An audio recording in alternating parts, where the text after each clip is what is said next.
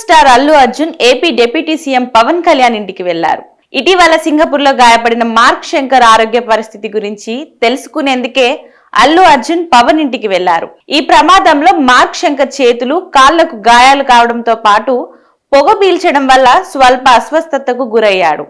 Singapore లోని ఒక ఆసుపత్రిలో అతనికి చికిత్స అందించారు. ప్రమాదం జరిగిందని తెలియగానే పవన్ కళ్యాణ్ సింగపూర్ వెళ్లారు. కోలుకున్న తర్వాత మార్క్ శంకర్ ను ఇండియాకు తీసుకొచ్చారు.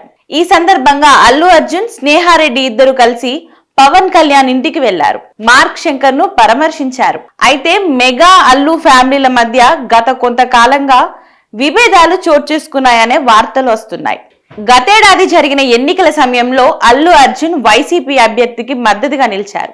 వైసీపీ అభ్యర్థి శిల్పా రవిచంద్ర కిషోర్ రెడ్డికి నంద్యాల వెళ్లి మరీ తన మద్దతు ప్రకటించారు. మెగా ఫ్యామిలీ అంతా పవన్ కళ్యాణ్ కు అండగా నిలిస్తే ఒక అల్లు అర్జున్ మాత్రం వైసీపీ అభ్యర్థికి తన మద్దతు ప్రకటించారు.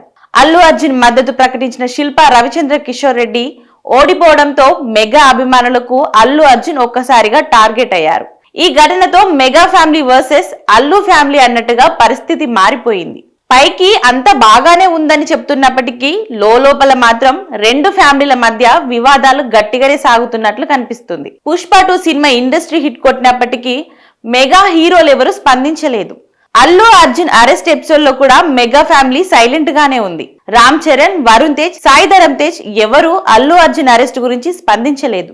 సోషల్ మీడియాలో అల్లు అర్జున్ ను రామ్ చరణ్, సాయి ధరమ్ తేజ్ బ్లాక్ చేయడం, పుట్టినరోజుల సందర్భంగా విషెస్ చెప్పుకోలేకపోవడం, వీరి మధ్య విభేదాలు తారస్థాయికి చేరుకున్నట్టయింది. పవన్ కళ్యాణ్ సైతం హైదరాబాద్ వచ్చినప్పటికీ అల్లు అర్జున్ ను కలవకుండానే వెనుతిరిగారు.